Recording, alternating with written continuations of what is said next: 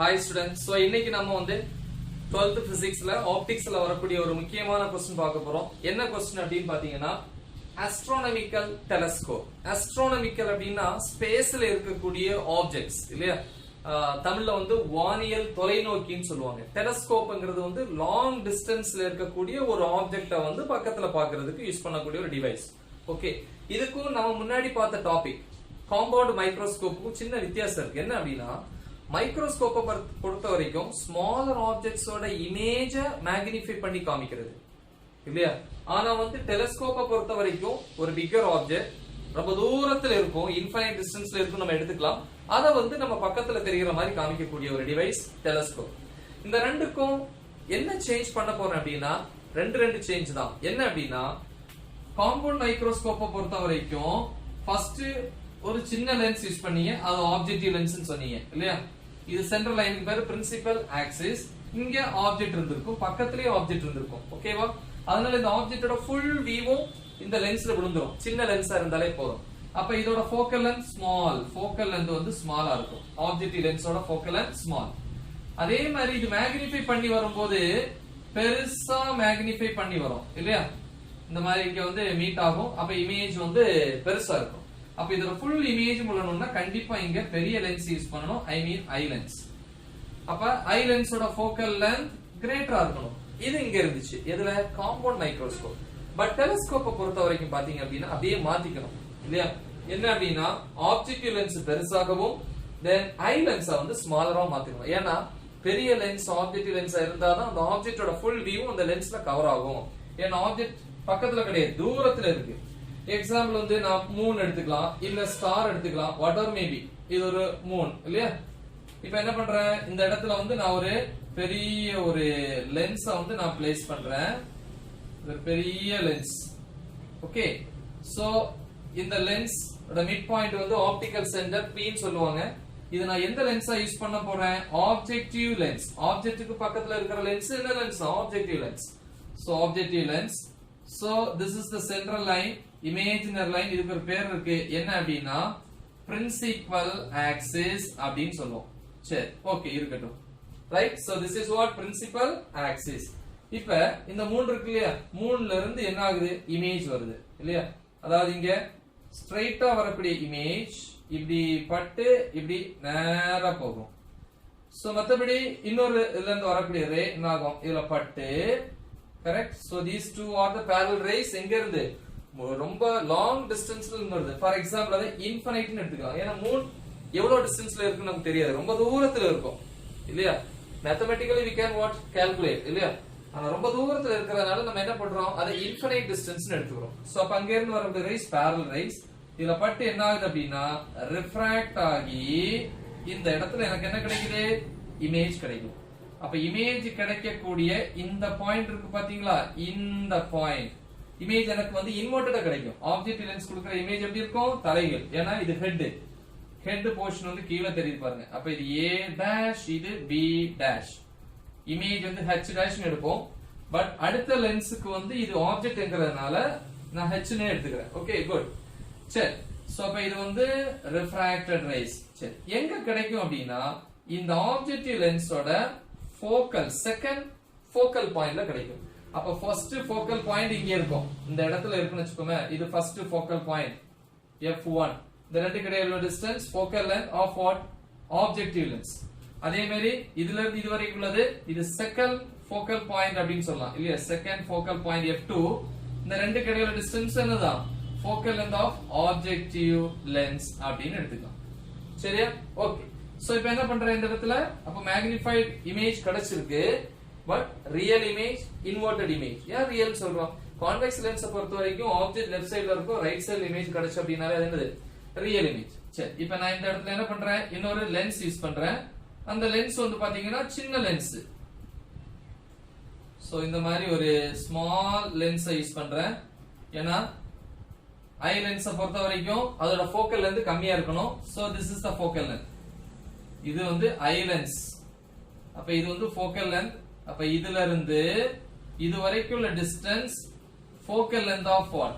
I piece or eye lens எடுத்துக்கலாம். அதே மாதிரி இந்த பக்கம் இருக்கும். ஓகே, எனிவே சோ இப்ப இதெல்லாம் இந்த ரேஸ் இதுல பட்டு ஒரு பார்ட் மேபி இப்படி போலாம், அது உங்களுக்கு அவங்க மென்ஷன் பண்ணல. சோ திருப்பி என்ன ஆகும், இது இப்படியே பட்டு இப்படி ஸ்ட்ரைட்டா வந்து இதுல விழும், இது இப்படியே கொஞ்சம் பெண்ட் ஆகி இந்த இடத்துல விழும், பட்டு இந்த மாதிரி போகும், பட்டு இந்த மாதிரி. சோ பாருங்க parallel rays-ஆ இருக்கு, சரியா? சோ இப்ப this is what இதோட focal length இல்லையா? சோ இதே வேணா FE ன்னு சொல்லலாம். ஓகே, எனிவே see நம்ம இங்க என்ன பண்றோம், கண்ணால பாக்குறோம். இந்த இடத்துல நம்மளுடைய வியூ இருக்கு. இப்போ இங்க இருந்து பாக்கும்போது நம்ம கண்ணுக்கு என்ன தெரியாது, ரிஃப்ராக்ஷன் தெரியாது. பாக்கும்போது இங்க எங்கேயோ அந்த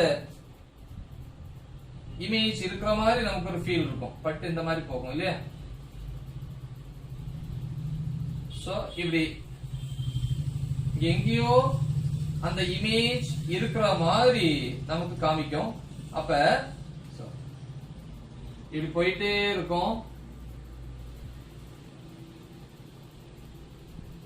போயிட்டே இருக்க என்ன ஆகுது, இமேஜ் டிஸ்டன்ஸ் கூடுது, height of the image increase ஆகுது. அப்ப இது இன்ஃபினிட்டி வரைக்கும் போகுது, பேரலலா போயிட்டே தானே இருக்கும். அப்ப v இமேஜ் டிஸ்டன்ஸ் இன்ஃபினிட்டி இருந்துச்சுன்னா ஹைட் ஆஃப் த இமேஜ் எப்படி இருக்கும், இன்ஃபினிட்டியா இருக்கும். ஓகேவா? சோ அப்ப அந்த டிஸ்டன்ஸ் ஐ மீன் த ஆப்ஜெக்ட்டோட இமேஜ் நமக்கு எங்க கிடைக்குது அப்படின்னா இன்ஃபினிட்டில கிடைக்குது. அப்ப எந்த அளவுக்கு மேக்னிஃபிகேஷன் ஆச்சு அப்படின்னு கண்டுபிடிக்கிறது? Magnification is equal to what, image distance by object distance, இல்லனா height of the image by height of the object. okay, height of the object okay, but height of the image, final image எங்க கிடைக்குனே தெரியாது.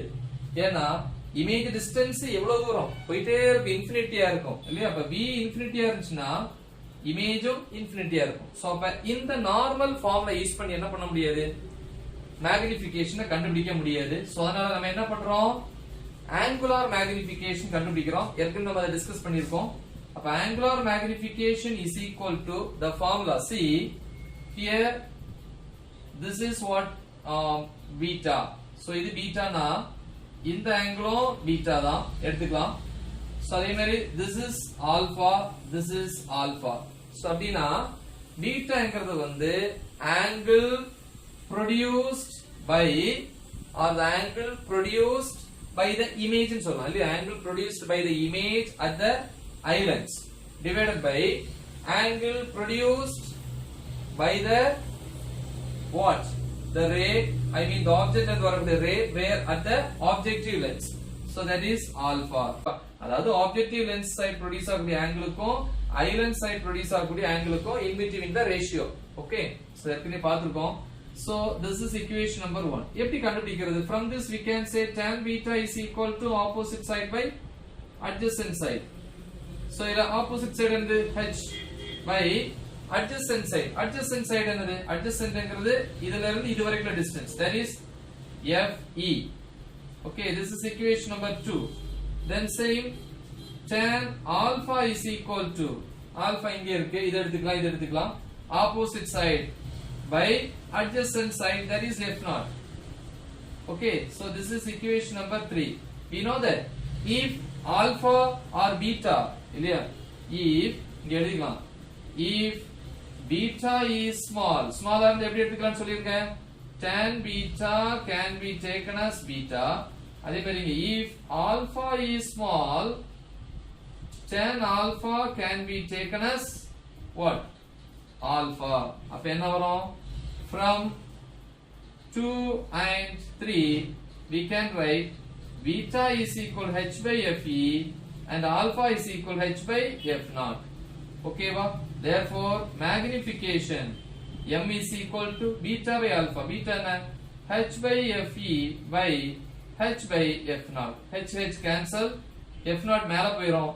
so f naught by fe. so the magnification formula m is equal to f naught by fe. அதாவது objective length ஓட focal length-உம் I lens ஓட focal length-உம் இந்த ரெண்டையும் divide பண்ணதுக்கு exact magnification கிடைக்கும். ஓகேவா?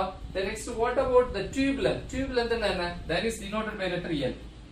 அதாவது இந்த டெலஸ்கோப்போட டோட்டல் லென்த். அப்ப டெலஸ்கோப்போட டோட்டல் லென்த்ங்கிறது இதுல இருந்து இது வரைக்கும் distance. I mean objective லென்ஸோட focal length plus I lens ஓட focal length இல்லையா? so therefore tube length இங்க எழுதலாம் இல்லையா? therefore tube length அல்லனா total length of the telescope, length of the telescope. L is equal to இதுல இருந்து இது வரைக்கும் distance ரெண்டை ஆட் பண்ணுங்க f naught plus fe. ஓகேவா? சோ லென்ஸை பொறுத்த வரைக்கும் வந்து மேக்னிஃபிகேஷன் பாசிட்டிவ். ஏன் பாசிட்டிவ் நான் சொல்லியிருக்கேன் அப்படின்னா எப்பவுமே நமக்கு வந்து லென்ஸை பொறுத்த வரைக்கும் நம்ம வந்து எங்க தான் எடுத்துப்போம், ரைட் சைடு தான் எடுப்போம் இல்லையா? ஃபோக்கல் லென்த் எந்த சைடு எடுப்போம்? Right side. Convex lens right side, I mean positive. Concave lens நமக்கு negative, I mean left side. So anyway so இது வந்து அதோட டோட்டல் லென்த். ஆக்சுவலி டெலஸ்கோப் வந்து நீங்க பாத்துட்டு எப்படி இருக்கும்னா இந்த மாதிரி இருக்கும். சோ இந்த மாதிரி ஸ்டாண்ட் யூஸ் பண்ணிருப்பாங்க. இந்த லென்ஸுக்கு பேர் தான் வந்து ஆப்ஜெக்டிவ் லென்ஸ். சோ இந்த லென்ஸுக்கு பேர் வந்து ஐ லென்ஸ். சோ பாத்துக்கோங்க, ஐ லென்ஸ் வந்து எப்பவுமே ஸ்மாலரா இருக்கும், ஆப்ஜெக்டிவ் லென்ஸ் எப்பவுமே பிகரா இருக்கும். சோ இது மெயின் ஃபார்முலா. சோ இது நல்லா தெரிஞ்சிட்டீங்கன்னா உங்களுக்கு ஈஸியா இருக்கும். ஓகேவா?